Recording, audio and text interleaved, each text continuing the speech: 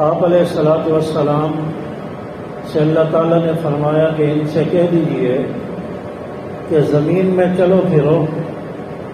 اور دیکھو کہ تم سے پہلے لوگوں کا انجام کیا ہوا ہے، اور اس سے پہلی قومیں مراد ہیں، اس طرف اللہ نے اشارہ کیا ہے۔ اللہ تعالیٰ نے جن قوموں کو ہلاک کیا، قوم عاد ہو، قوم ثمود ہو، صالح علیہ السلام کی قوم ہو یا لوط علیہ السلام کی قوم ہو، قوم شعیب ہے، اور اس طرح نوح علیہ السلام کی قوم ہے، ہود علیہ السلام کی قوم ہے، اللہ نے سب کو ہلاک کیا۔ اور ہلاک کیوں کیا؟ کہ ان کے اندر سب سے بڑی جو بیماری تھی اور سب سے بڑا گناہ جو ان کے اندر تھا وہ شرک کا گناہ تھا، اور اس کے علاوہ بھی بہت سارے گناہ ان قوموں کے اندر تھے۔ شرک ان قوموں کے اندر تھا، برائیوں میں وہ قومیں مبتلا تھی، حسد ان کے اندر تھا، زنا وہ کرتے تھے، لواطت کی بیماری ان کے اندر تھی، ہم جنس پرستی وہ کرتے تھے، اور اسی طرح جوا اور قمار ان کے اندر تھا، ناپ تول میں کمی وہ کرتے تھے، اور بےہودہ قسم کی حرکات وہ قومیں کرتی تھی، فحاشی ان کے اندر تھی، عریانیت ان کے اندر تھی، عریانیت والا لباس وہ پہنتے تھے، اور اسی طرح بہت سارے فطروں میں وہ قومیں مبتلا تھیں۔ ہر قسم کی بیماری، ہر قسم کا گناہ، بڑا سے بڑا گناہ ان قوموں کے اندر تھا، اور ان قوموں کے اندر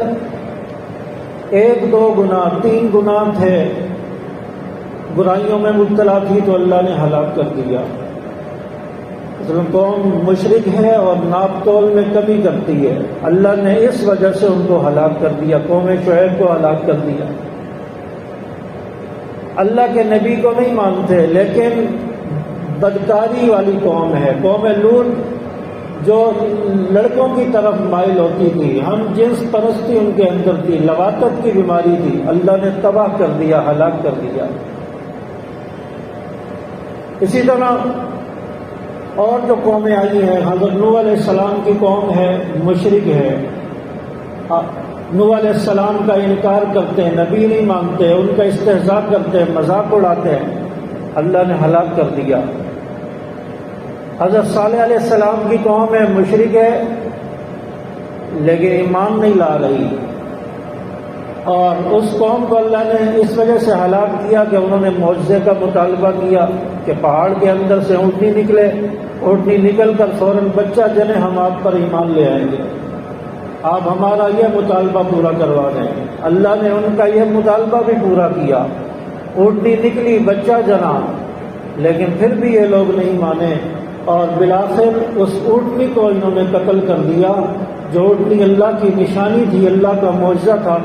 اس کو قتل کر دیا۔ اللہ نے اس وجہ سے اس قوم کو ہلاک کر دیا۔ تو چھوٹی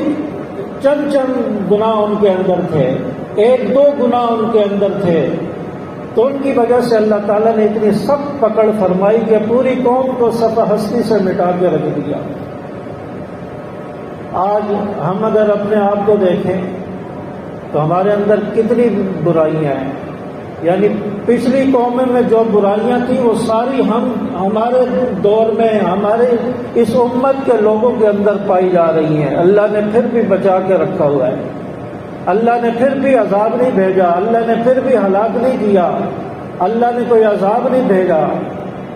یہ آپ علیہ الصلوۃ والسلام کی دعاؤں کا نتیجہ ہے۔